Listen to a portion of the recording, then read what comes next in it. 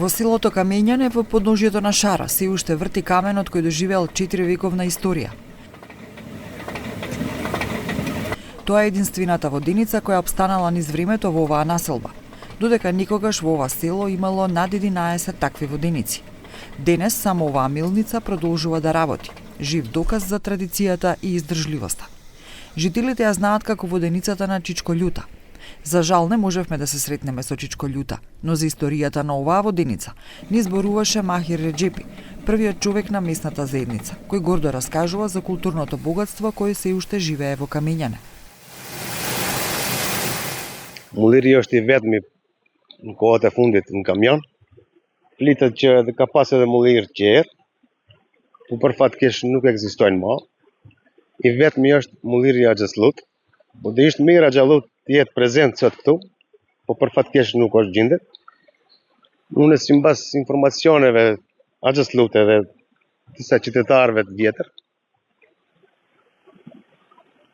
sipas rrethonave mulliri është dikund afër 400 vjeçar. Edhe është funksionon mirë. Bluhet misër të mojt mas shumë. Nuk e ka kapacitetin e madh, që është sipas nevojës. Sikundra kërkojnë njerëzit, që ashtu Axhallut va pregaditën mielli. Но оваа милница не е само за мелење жито. Таа стана и точка на надеж за лекување. Секојдневно граѓаните доаѓаат да земат вода од воденицата, особено за децата кои се уште не можат да зборуваат. Според Реджепи, оваа благословена вода отпатувала дури до Африка. Показател дека вербата во незината моќ ги преминала границите.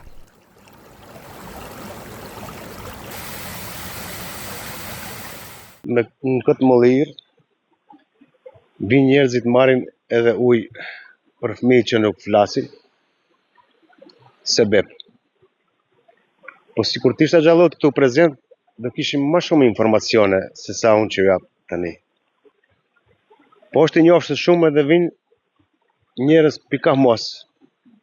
Kemi pas njerëz nga Kosova, nga Shqipëria, vetë ishe prezent vëllezër nga Komonova që murën ujtin për fëmijë 3 vjeçar që nuk folën, po inshallah do fole. Kështu që vijnë pika mos. Njerëz ujti që u bo ka mirë. Pronarja na tregoi para se deri në Afrikë ka mri ujti. E kështu që njerëzit që kanë nevojë mund vinë lirisht, për sebeb marrën ujtin, sosin punë fëmijët e tyre.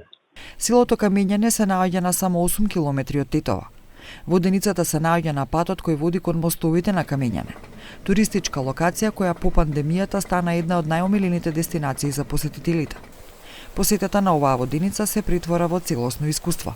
Преплетување на историјата, природата и народното верување кое не се гасне.